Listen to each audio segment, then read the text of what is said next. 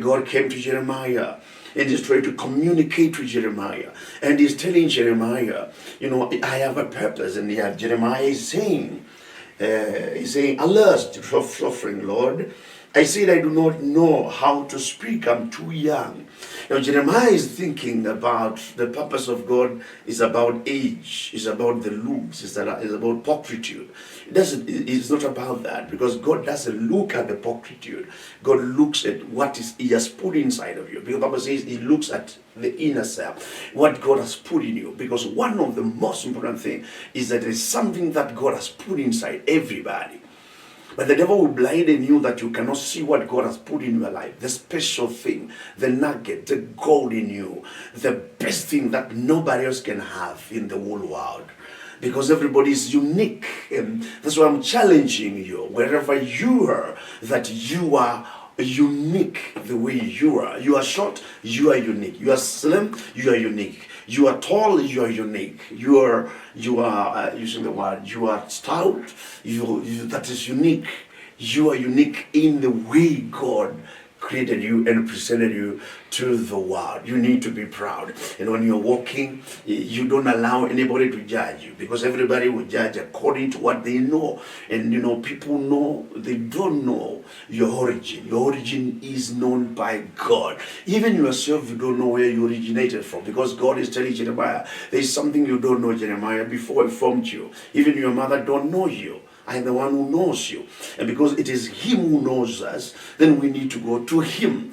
And we need to bow before Him. And we need to humble before Him and understand this is what we need to do. This is what we need to understand. And this is who we are and what we need to, to hold on to. So he's saying, but the Lord said to me, do not say I'm too young. You must go to everyone I sent you to and say whatever I command you.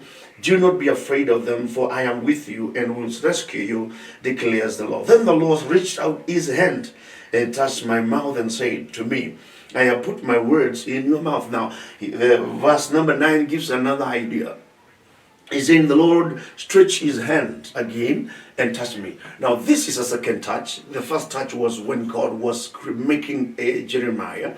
And the second one is when God came to Jeremiah to fulfill what God has put in Jeremiah, to manifest it.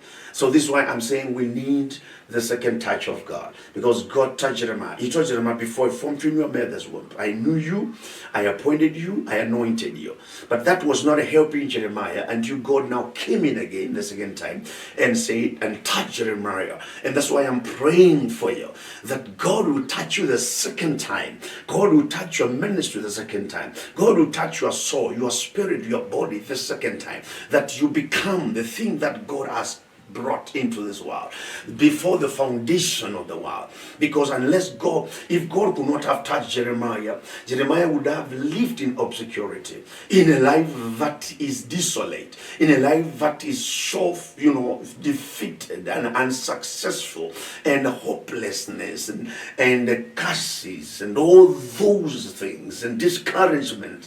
So you need a second touch from God, so that whatever God has put inside of you may come out in the name of Jesus. Because the Bible says, and He stretched His hand and touched me. He touched me. Listen to this. And the Lord reached out His hand and touched my mouth and said to me, I have put my words in your mouth. Come on now.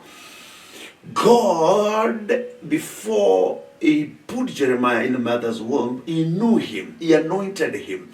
But Jeremiah needed the touch of God.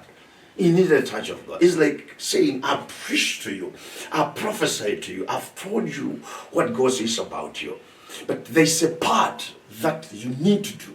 You need to avail yourself to God. You need to go to the manufacturer and tell him, touch me a second time.